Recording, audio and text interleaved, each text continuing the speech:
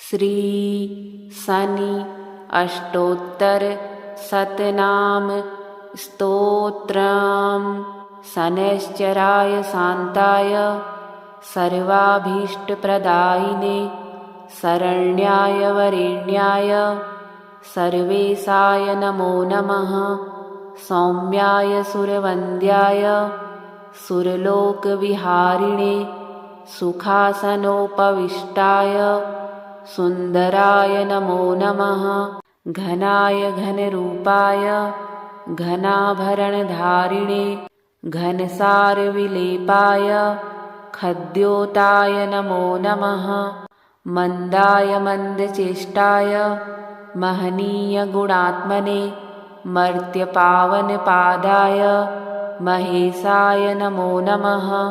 छायापुत्राय सर्वाय सरतूणीरधारिणे चरस्थिरस्वभावाय चञ्चलाय नमो नमः।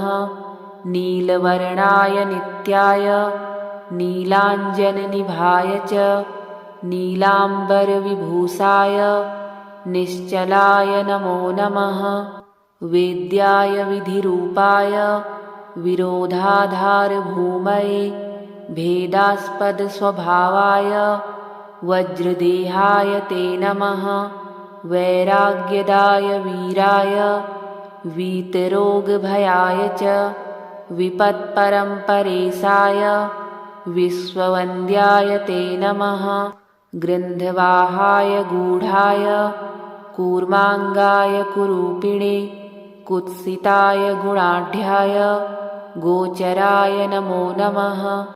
अविद्यामूलनाशाय विद्याविद्यास्वरूपिणे आयुष्यकारणायापद् उद्धत्रे च नमो नमः।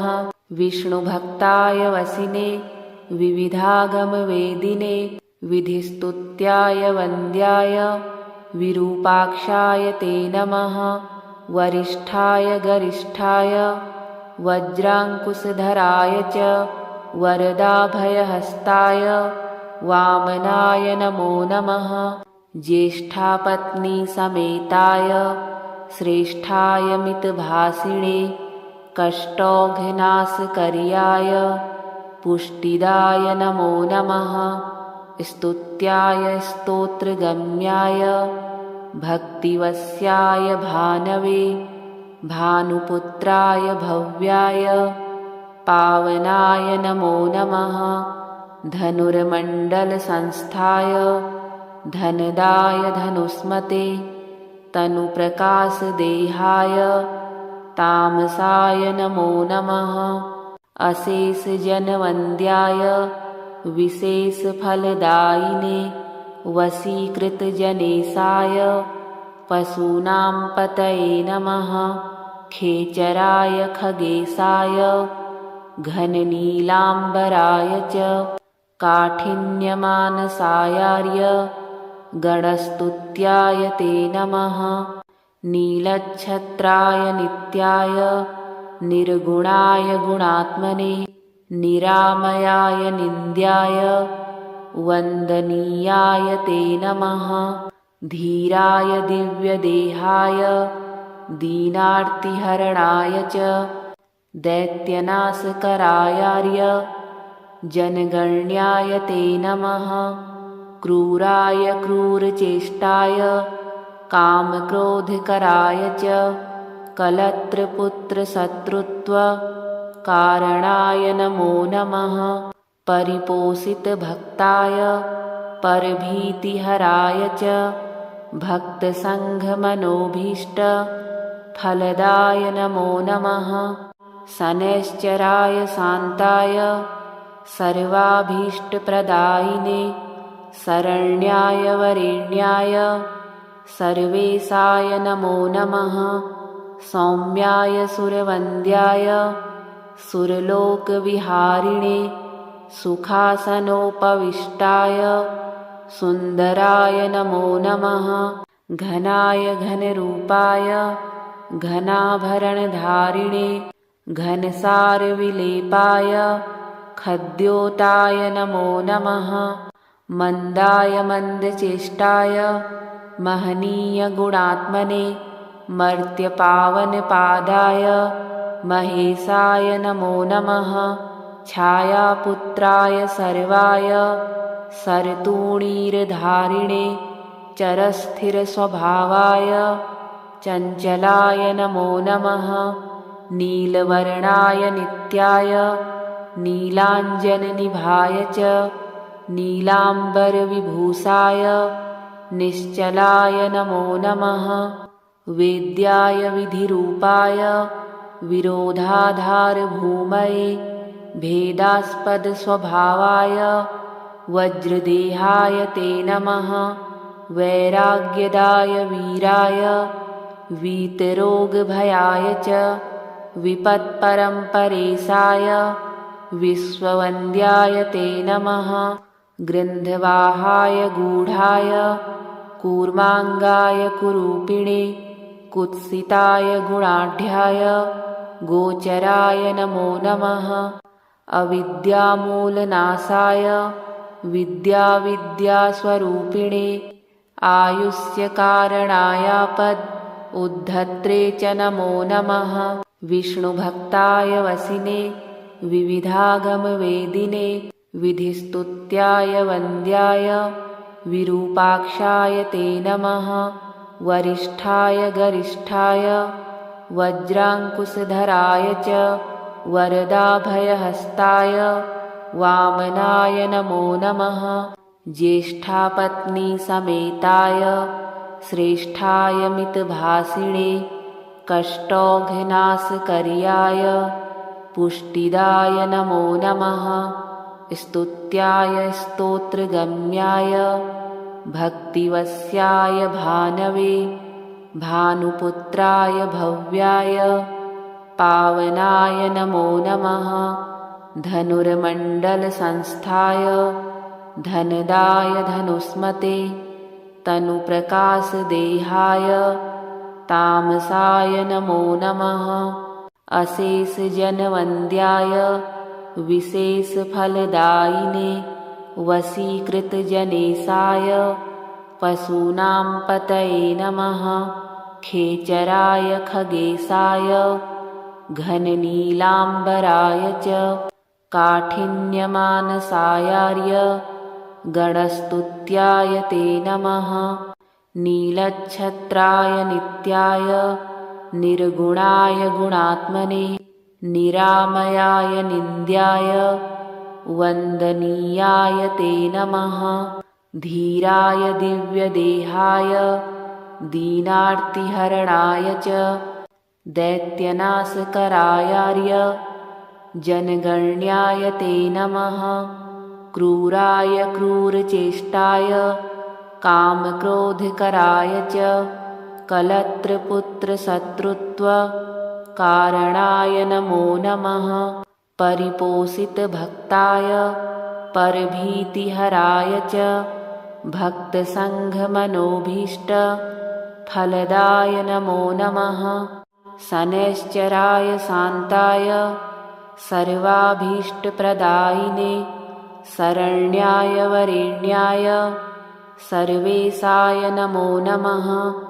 सौम्याय सुरवन्द्याय सुरलोकविहारिणे सुखासनोपविष्टाय सुन्दराय नमो नमः।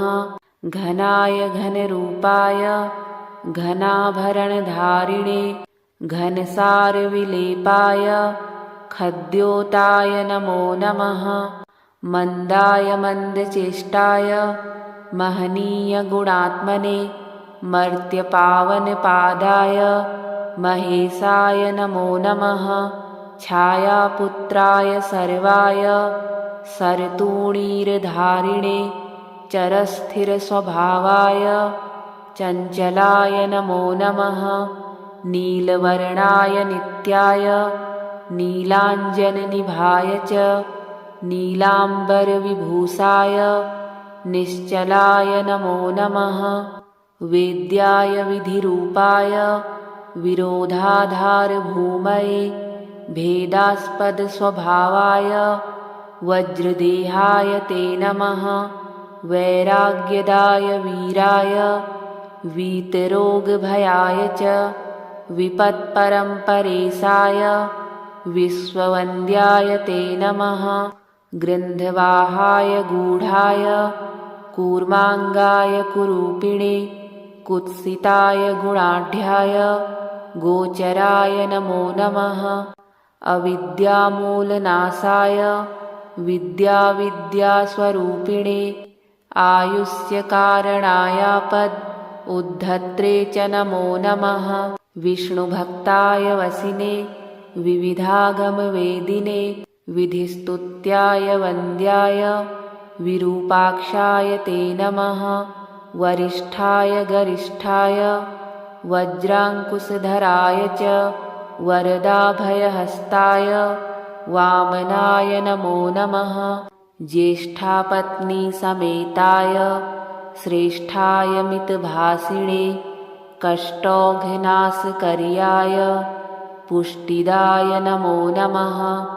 स्तुत्याय स्तोत्रगम्याय भक्तिवश्याय भानवे भानुपुत्राय भव्याय पावनाय नमो नमः।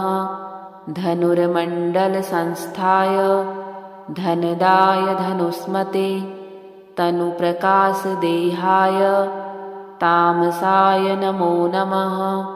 अशेषजनवन्द्याय विशेषफलदायिने वशीकृतजनेशाय पशूनां पतये नमः।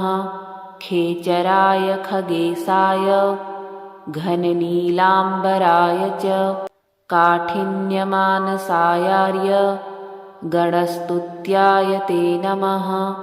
नीलच्छत्राय नित्याय निर्गुणाय गुणात्मने निरामयाय निन्द्याय वन्दनीयाय ते नमः।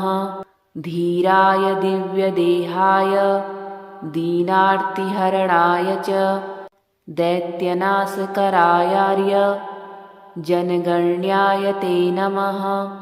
क्रूराय क्रूरचेष्टाय कामक्रोधकराय च कलत्रपुत्रशत्रुत्वकारणाय नमो नमः।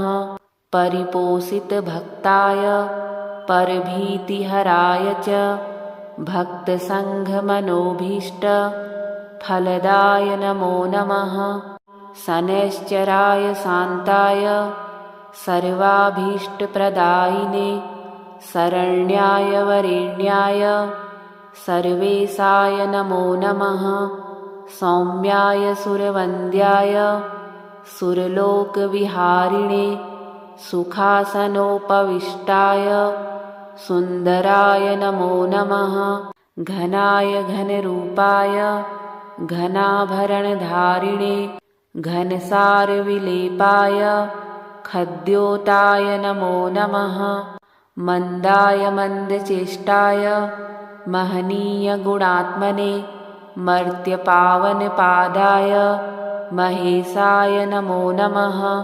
छायापुत्राय सर्वाय सरतूणीरधारिणे चरस्थिरस्वभावाय चञ्चलाय नमो नमः। नीलवर्णाय नित्याय नीलाञ्जननिभाय च नीलाम्बरविभूषाय निश्चलाय नमो नमः। वेद्याय विधिरूपाय विरोधाधारभूमये भेदास्पदस्वभावाय वज्रदेहाय ते नमः। वैराग्यदाय वीराय वीतरोगभयाय च विपत्परम्परेशाय विश्ववन्द्याय ते नमः। गृन्धवाहाय गूढाय कूर्माङ्गाय कुरूपिणे कुत्सिताय गुणाढ्याय गोचराय नमो नमः। अविद्यामूलनाशाय विद्याविद्यास्वरूपिणे आयुष्यकारणायापद् उद्धत्रे च नमो नमः। विष्णुभक्ताय वसिने विविधागमवेदिने विधिस्तुत्याय वन्द्याय विरूपाक्षाय ते नमः। वरिष्ठाय गरिष्ठाय वज्राङ्कुशधराय च वरदाभयहस्ताय वामनाय नमो नमः। ज्येष्ठापत्नीसमेताय श्रेष्ठाय मितभासिणे कष्टौघ्नाशकर्याय पुष्टिदाय नमो नमः। स्तुत्याय स्तोत्रगम्याय भक्तिवस्याय भानवे भानुपुत्राय भव्याय पावनाय नमो नमः। धनुर्मण्डलसंस्थाय धनदाय धनुस्मते तनुप्रकाशदेहाय तामसाय नमो नमः।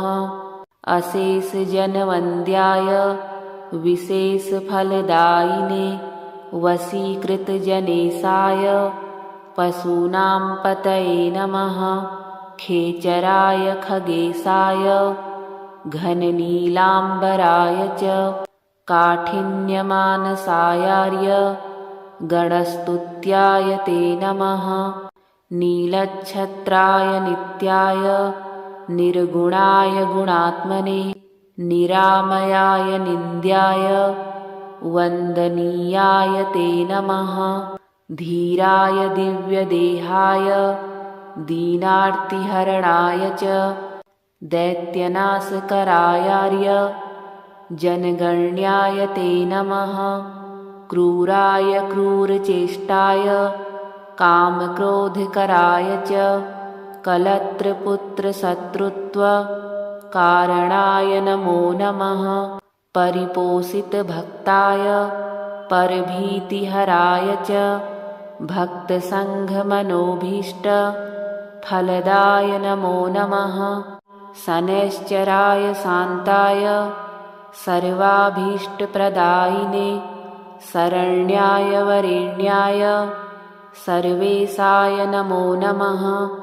सौम्याय सुरवन्द्याय सुरलोकविहारिणे सुखासनोपविष्टाय सुन्दराय नमो नमः। घनाय घनरूपाय घनाभरणधारिणे घनसारविलेपाय खद्योताय नमो नमः। मन्दाय मन्दचेष्टाय महनीयगुणात्मने मर्त्यपावनपादाय महेशाय नमो नमः। छायापुत्राय सर्वाय सरतूणीरधारिणे चरस्थिरस्वभावाय चञ्चलाय नमो नमः। नीलवर्णाय नित्याय नीलाञ्जननिभाय च नीलाम्बरविभूषाय निश्चलाय नमो नमः। वेद्याय विधिरूपाय विरोधाधारभूमये भेदास्पदस्वभावाय वज्रदेहाय ते नमः। वैराग्यदाय वीराय वीतरोगभयाय च विपत्परम्परेशाय विश्ववन्द्याय ते नमः। गृन्धवाहाय गूढाय कूर्माङ्गाय कुरूपिणे कुत्सिताय गुणाढ्याय गोचराय नमो नमः।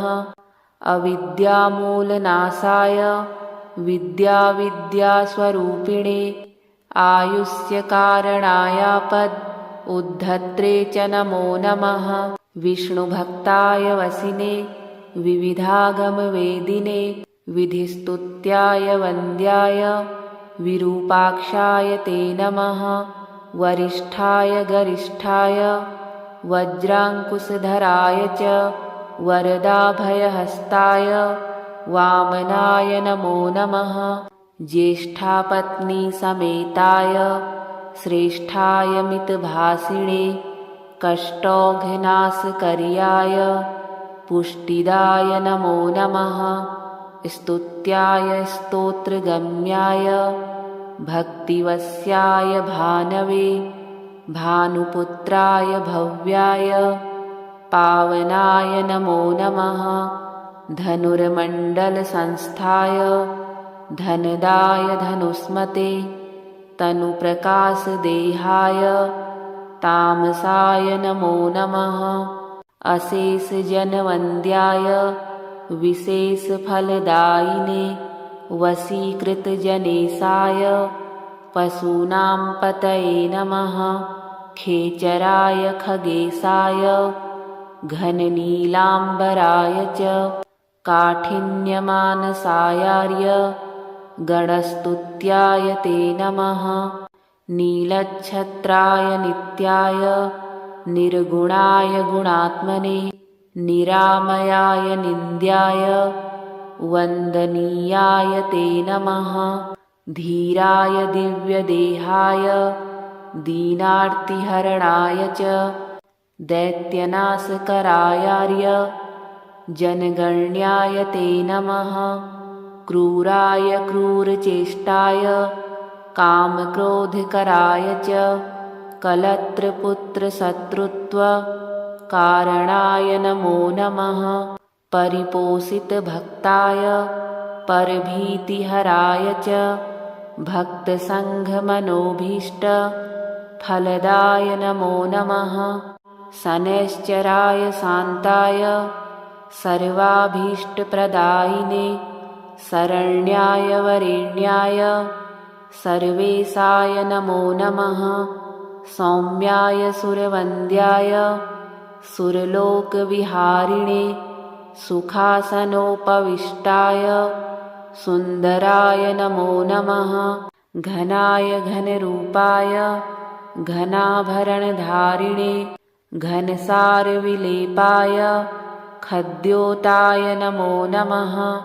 मन्दाय मन्दचेष्टाय महनीयगुणात्मने मर्त्यपावनपादाय महेशाय नमो नमः।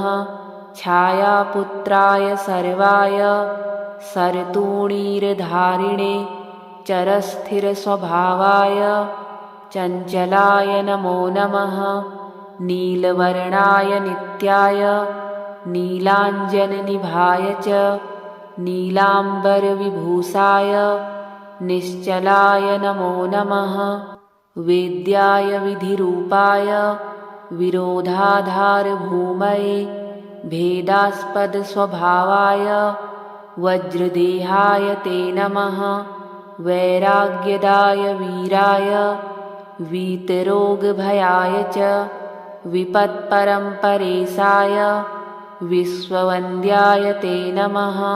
गृन्धवाहाय गूढाय कूर्माङ्गाय कुरूपिणे कुत्सिताय गुणाढ्याय गोचराय नमो नमः। अविद्यामूलनाशाय विद्याविद्यास्वरूपिणे आयुष्यकारणायापद् उद्धत्रे च नमो नमः।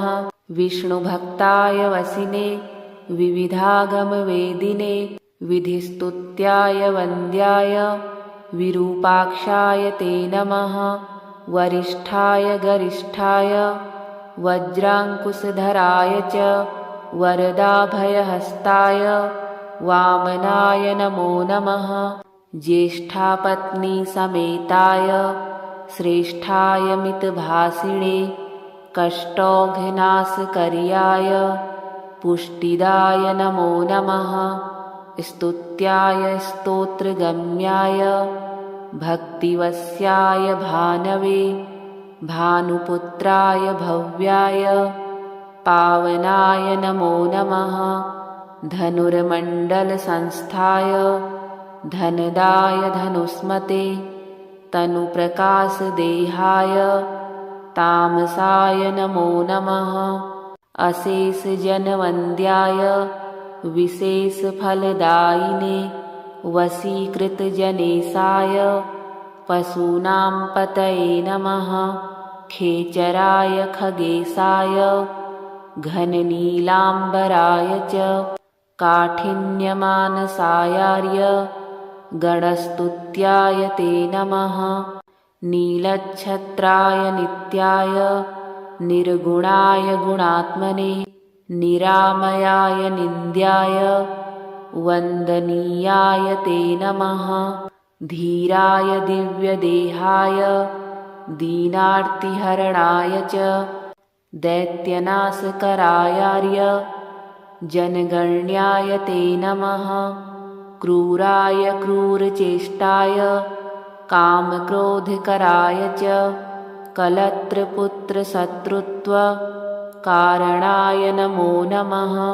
परिपोषितभक्ताय परभीतिहराय च भक्तसङ्घमनोभीष्टफलदाय नमो नमः। शनैश्चराय शान्ताय सर्वाभीष्टप्रदायिने शरण्याय वरेण्याय सर्वेशाय नमो नमः।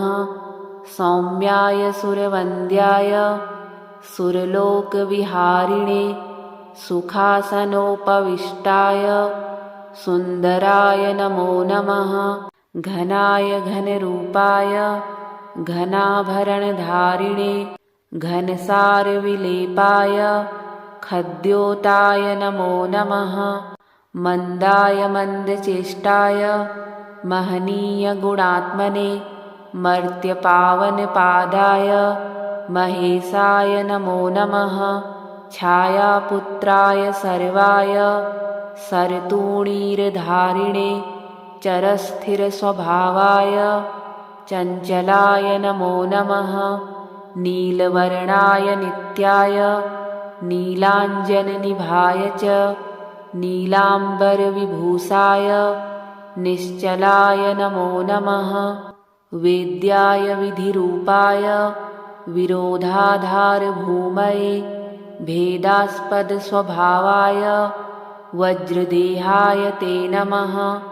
वैराग्यदाय वीराय वीतरोगभयाय च विपत्परम्परेशाय विश्ववन्द्याय ते नमः। गृन्धवाहाय गूढाय कूर्माङ्गाय कुरूपिणे कुत्सिताय गुणाढ्याय गोचराय नमो नमः। अविद्यामूलनाशाय विद्याविद्यास्वरूपिणे आयुष्यकारणायापद उद्धत्रे च नमो नमः। विष्णुभक्ताय वसिने विविधागमवेदिने विधिस्तुत्याय वन्द्याय विरूपाक्षाय ते नमः। वरिष्ठाय गरिष्ठाय वज्राङ्कुशधराय च वरदाभयहस्ताय वामनाय नमो नमः। ज्येष्ठापत्नीसमेताय श्रेष्ठाय मितभाषिणे कष्टौघनाशकर्याय पुष्टिदाय नमो नमः। स्तुत्याय स्तोत्रगम्याय भक्तिवश्याय भानवे भानुपुत्राय भव्याय पावनाय नमो नमः। धनुर्मण्डलसंस्थाय धनदाय धनुष्मते तनुप्रकाशदेहाय तामसाय नमो नमः। अशेषजनवन्द्याय विशेषफलदायिने वशीकृतजनेशाय पशूनां पतये नमः। खेचराय खगेशाय घननीलाम्बराय च काठिन्यमानसायार्य गणस्तुत्याय ते नमः। नीलच्छत्राय नित्याय निर्गुणाय गुणात्मने निरामयाय निन्द्याय वन्दनीयाय ते नमः। धीराय दिव्यदेहाय दीनार्तिहरणाय च दैत्यनाशकरायार्य जनगण्याय ते नमः। क्रूराय क्रूरचेष्टाय कामक्रोधकराय च कलत्रपुत्रशत्रुत्वकारणाय नमो नमः। परिपोषितभक्ताय परभीतिहराय च भक्तसङ्घमनोभीष्टफलदाय नमो नमः। शनैश्चराय शान्ताय सर्वाभीष्टप्रदायिने शरण्याय वरेण्याय सर्वेशाय नमो नमः। सौम्याय सुरवन्द्याय सुरलोकविहारिणे सुखासनोपविष्टाय सुन्दराय नमो नमः। घनाय घनरूपाय घनाभरणधारिणे घनसारविलेपाय खद्योताय नमो नमः। मन्दाय मन्दचेष्टाय महनीयगुणात्मने मर्त्यपावनपादाय महेशाय नमो नमः। छायापुत्राय सर्वाय सरतूणीरधारिणे चरस्थिरस्वभावाय चञ्चलाय नमो नमः।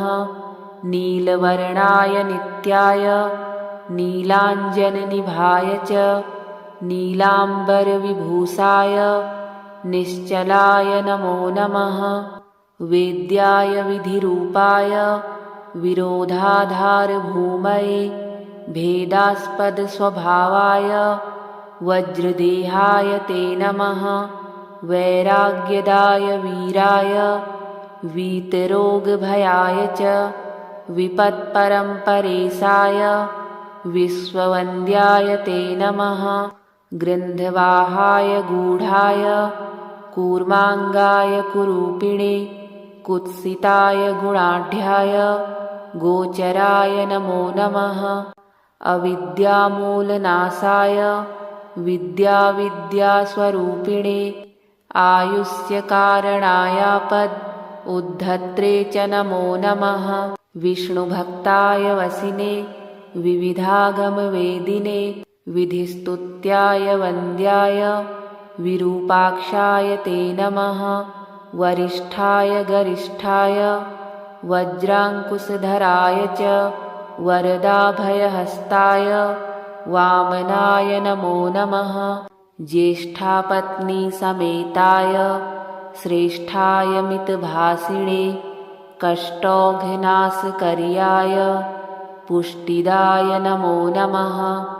स्तुत्याय स्तोत्रगम्याय भक्तिवश्याय भानवे भानुपुत्राय भव्याय पावनाय नमो नमः। धनुर्मण्डलसंस्थाय धनदाय धनुष्मते तनुप्रकाशदेहाय तामसाय नमो नमः। अशेषजनवन्द्याय विशेषफलदायिने वशीकृतजनेशाय पशूनां पतये नमः। खेचराय खगेशाय घननीलाम्बराय च काठिन्यमानसायार्य गणस्तुत्याय ते नमः। नीलच्छत्राय नित्याय निर्गुणाय गुणात्मने निरामयाय निन्द्याय वन्दनीयाय ते नमः। धीराय दिव्यदेहाय दीनार्तिहरणाय च दैत्यनाशकरायार्य जनगण्याय ते नमः। क्रूराय क्रूरचेष्टाय कामक्रोधकराय च कलत्रपुत्रशत्रुत्वकारणाय नमो नमः। परिपोषितभक्ताय परभीतिहराय च भक्तसङ्घमनोभीष्टफलदाय नमो नमः। शनैश्चराय शान्ताय सर्वाभीष्टप्रदायिने शरण्याय वरेण्याय सर्वेशाय नमो नमः। सौम्याय सुरवन्द्याय सुरलोकविहारिणे सुखासनोपविष्टाय सुन्दराय नमो नमः। घनाय घनरूपाय घनाभरणधारिणे घनसारविलेपाय खद्योताय नमो नमः। मन्दाय मन्दचेष्टाय महनीयगुणात्मने मर्त्यपावनपादाय महेशाय नमो नमः। छायापुत्राय सर्वाय सरतूणीरधारिणे चरस्थिरस्वभावाय चञ्चलाय नमो नमः। नीलवर्णाय नित्याय नीलाञ्जननिभाय च नीलाम्बरविभूषाय निश्चलाय नमो नमः। वेद्याय विधिरूपाय विरोधाधारभूमये भेदास्पदस्वभावाय वज्रदेहाय ते नमः। वैराग्यदाय वीराय वीतरोगभयाय च विपत्परम्परेशाय विश्ववन्द्याय ते नमः। ग्रन्थवाहाय गूढाय कूर्माङ्गाय कुरूपिणे कुत्सिताय गुणाढ्याय गोचराय नमो नमः। अविद्यामूलनाशाय विद्याविद्यास्वरूपिणे आयुष्यकारणायापद उद्धत्रे च नमो नमः। विष्णुभक्ताय वसिने विविधागमवेदिने विधिस्तुत्याय वन्द्याय विरूपाक्षाय ते नमः। वरिष्ठाय गरिष्ठाय वज्राङ्कुशधराय च वरदाभयहस्ताय वामनाय नमो नमः। ज्येष्ठापत्नीसमेताय श्रेष्ठाय मितभाषिणे कष्टौघनाशकर्याय पुष्टिदाय नमो नमः। स्तुत्याय स्तोत्रगम्याय भक्तिवश्याय भानवे भानुपुत्राय भव्याय पावनाय नमो नमः। धनुर्मण्डलसंस्थाय धनदाय धनुष्मते तनुप्रकाशदेहाय तामसाय नमो नमः। अशेषजनवन्द्याय विशेषफलदायिने वशीकृतजनेशाय पशूनां पतये नमः। खेचराय खगेशाय घननीलाम्बराय च काठिन्यमानसायार्य गणस्तुत्याय ते नमः। नीलच्छत्राय नित्याय निर्गुणाय गुणात्मने निरामयाय निन्द्याय वन्दनीयाय ते नमः। धीराय दिव्यदेहाय दीनार्तिहरणाय च दैत्यनाशकरायार्य जनगण्याय ते नमः। क्रूराय क्रूरचेष्टाय कामक्रोधकराय च कलत्रपुत्रशत्रुत्वकारणाय नमो नमः। परिपोषितभक्ताय परभीतिहराय च भक्तसङ्घमनोभीष्टफलदाय नमो नमः। शनैश्चराय शान्ताय सर्वाभीष्टप्रदायिने शरण्याय वरेण्याय सर्वेशाय नमो नमः। सौम्याय सुरवन्द्याय सुरलोकविहारिणे सुखासनोपविष्टाय सुन्दराय नमो नमः। घनाय घनरूपाय घनाभरणधारिणे घनसारविलेपाय खद्योताय नमो नमः। मन्दाय मन्दचेष्टाय महनीयगुणात्मने मर्त्यपावनपादाय महेशाय नमो नमः। छायापुत्राय सर्वाय सरतूणीरधारिणे चरस्थिरस्वभावाय चञ्चलाय नमो नमः। नीलवर्णाय नित्याय नीलाञ्जननिभाय च नीलाम्बरविभूषाय निश्चलाय नमो नमः। वेद्याय विधिरूपाय विरोधाधारभूमये भेदास्पदस्वभावाय वज्रदेहाय ते नमः। वैराग्यदाय वीराय वीतरोगभयाय च विपत्परम्परेशाय विश्ववन्द्याय ते नमः। ग्रन्थवाहाय गूढाय कूर्माङ्गाय कुरूपिणे कुत्सिताय गुणाढ्याय गोचराय नमो नमः। अविद्यामूलनाशाय विद्याविद्यास्वरूपिणे आयुष्यकारणायापद् उद्धत्रे च नमो नमः। विष्णुभक्ताय वसिने विविधागमवेदिने विधिस्तुत्याय वन्द्याय विरूपाक्षाय ते नमः। वरिष्ठाय गरिष्ठाय वज्राङ्कुशधराय च वरदाभयहस्ताय वामनाय नमो नमः। ज्येष्ठापत्नीसमेताय श्रेष्ठाय मितभासिणे कष्टौघ्नाशकर्याय पुष्टिदाय नमो नमः। स्तुत्याय स्तोत्रगम्याय भक्तिवश्याय भानवे भानुपुत्राय भव्याय पावनाय नमो नमः।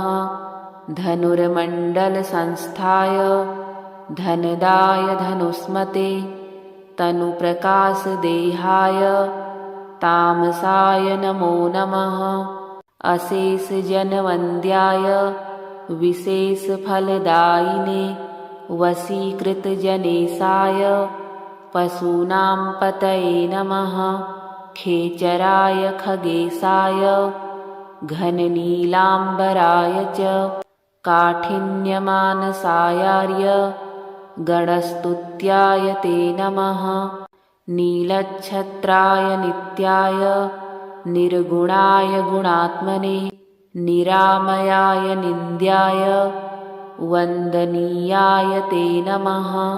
धीराय दिव्यदेहाय दीनार्तिहरणाय च दैत्यनाशकरायार्य जनगण्याय ते नमः। क्रूराय क्रूरचेष्टाय कामक्रोधकराय च कलत्रपुत्रशत्रुत्वकारणाय नमो नमः। परिपोषितभक्ताय परभीतिहराय च भक्तसङ्घमनोभीष्टफलदाय नमो नमः। शनैश्चराय शान्ताय सर्वाभीष्टप्रदायिने शरण्याय वरेण्याय सर्वेशाय नमो नमः। सौम्याय सुरवन्द्याय सुरलोकविहारिणे सुखासनोपविष्टाय सुन्दराय नमो नमः। घनाय घनरूपाय घनाभरणधारिणे घनसारविलेपाय खद्योताय नमो नमः। मन्दाय मन्दचेष्टाय महनीयगुणात्मने मर्त्यपावनपादाय महेशाय नमो नमः। छायापुत्राय सर्वाय सरतूणीरधारिणे चरस्थिरस्वभावाय चञ्चलाय नमो नमः। नीलवर्णाय नित्याय नीलाञ्जननिभाय च नीलाम्बरविभूषाय निश्चलाय नमो नमः। वेद्याय विधिरूपाय विरोधाधारभूमये भेदास्पदस्वभावाय वज्रदेहाय ते नमः। वैराग्यदाय वीराय वीतरोगभयाय च विपत्परम्परेशाय विश्ववन्द्याय ते नमः। गृन्धवाहाय गूढाय कूर्माङ्गाय कुरूपिणे कुत्सिताय गुणाढ्याय गोचराय नमो नमः। अविद्यामूलनाशाय विद्याविद्यास्वरूपिणे आयुष्यकारणायापद् उद्धत्रे च नमो नमः। विष्णुभक्ताय वसिने विविधागमवेदिने विधिस्तुत्याय वन्द्याय विरूपाक्षाय ते नमः।